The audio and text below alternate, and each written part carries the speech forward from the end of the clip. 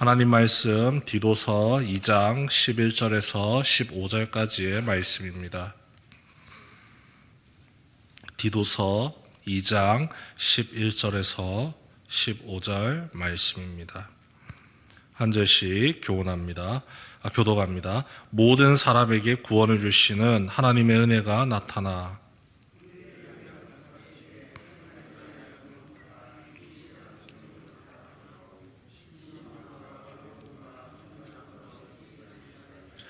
복스러운 소망과 우리의 크신 하나님 구주 예수 그리스도의 영광이 나타나심을 기다리게 하셨으니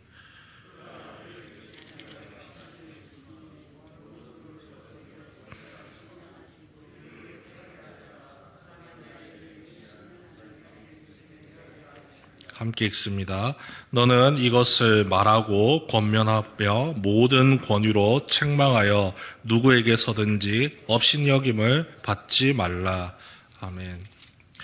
디도서 말씀입니다. 디모데와 마찬가지로 디도 역시 바울의 신실한 동역자이자 믿음의 아들이라 칭함을 받는 사람입니다. 디모데가 에베소 교회를 섬기기 위해 바울이 남겨둔 것처럼 이 디도는 그레데 섬의 성도들을 위해서 남겨두고 바울이 떠났습니다. 그레데는 그리스 남단에 위치한 가장 큰 섬입니다. 그 위치가 너무나도 좋기 때문에 날씨도 좋고 그리스, 로마, 터키를 이어주는 중간 지역에 있어서 사람들이 살기가 참 좋은 곳입니다. 무역의 중심지이고 부족할 것이 없는 부유한 도시입니다. 그런 곳에 항상 도사리고 있는 것이 바로 죄악의 흔적들이죠. 디도가 머문 그레데는 사역 현장으로서는 어찌 보면 최악의 장소입니다. 사람이 살기에는 참 좋은데 말이죠.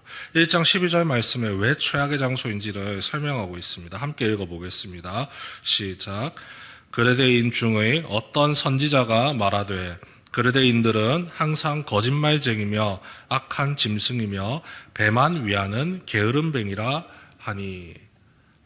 굉장히 터가 좋지를 않죠.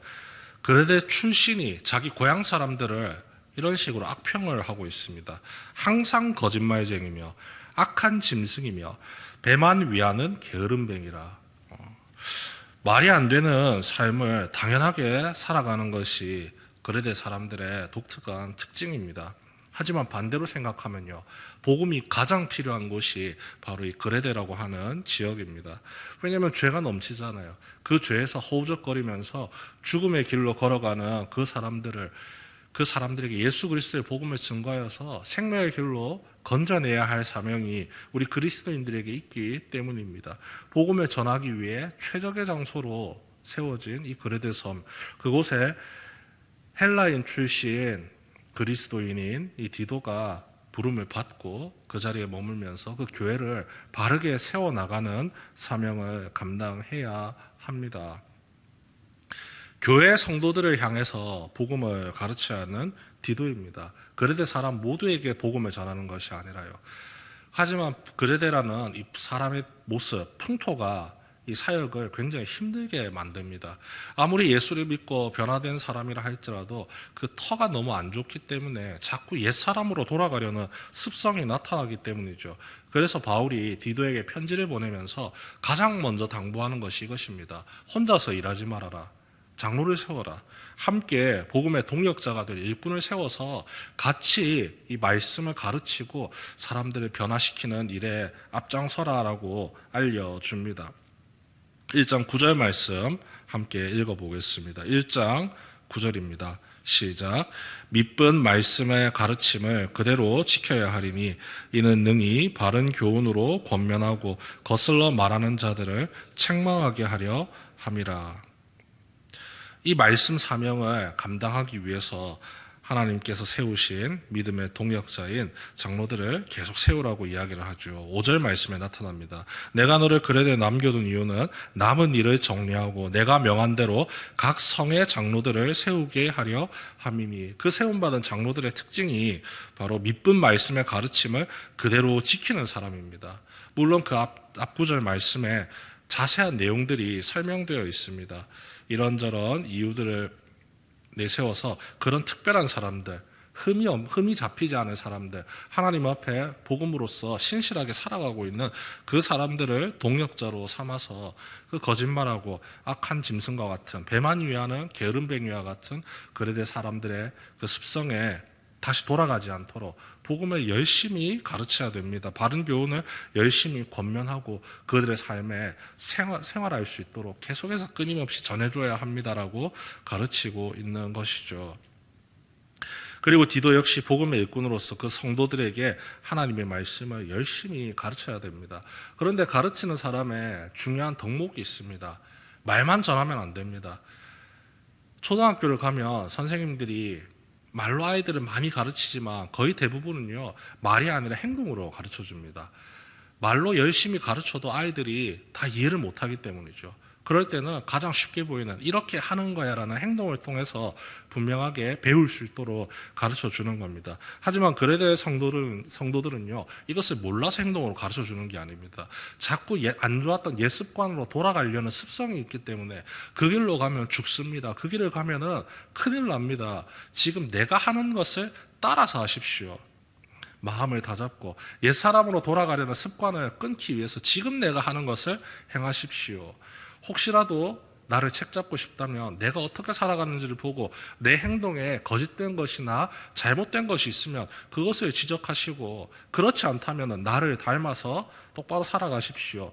이것을 행동을 통해서 가르쳐야 된다는 사실을 바울이 강하게 이야기를 합니다. 2장 말씀에 그 모든 내용들이 함께 실려 있고, 특히 그레데스 교회 성도들 5부류의 성도로 나눴습니다. 나이가 많은 남자, 나이가 많은 여자, 나이가 어린 여자, 나이가 어린 남자, 그리고 마지막으로 종들입니다. 결국은 그레데 교회에 있는 모든 성도들에게 이 가르침을, 진리의 가르침을, 은혜의 가르침을, 옛 사람으로 돌아가지 않도록 하는 복음의 가르침을 단호하게 가르치고 전하라고 디도를 권면하고 있습니다.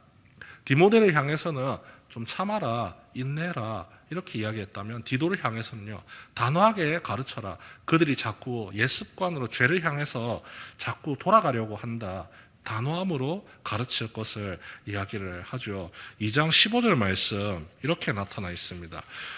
예수 그리스도의 복음의 은혜가 결국은 이 모든 성도들을, 복음을 접한 모든 성도들을 결국에는 변화시킬 것인데, 너희들에게 주어진 사명이 있다. 그 변화를 위해서 끊임없이 말하고 끊임없이 권면하고, 예수 그리스도께서 우리에게 주신 모든 권위로 잘못된 것이 있다면 책망하여서 누구에게서든지 업신여김을 당하지 않게 해라. 너 스스로가 먼저 세움을 받아서 올바른 모습을 보여서 그 성도들이 복음의 진리의 길에 대해서 함부로 이야기하지 못하도록, 그것을 온전히 순종으로 따를 수 있도록 너의 삶으로 가르쳐야 된다 이야기를 합니다. 왜 그러하냐면, 이 그레데 섬 안에서도 역시나 복음의 대적자들이 존재를 합니다. 너무나도 살기 좋은 섬이기 때문에 로마시에서 이 섬을 대대적으로 확장을 시키려고 합니다.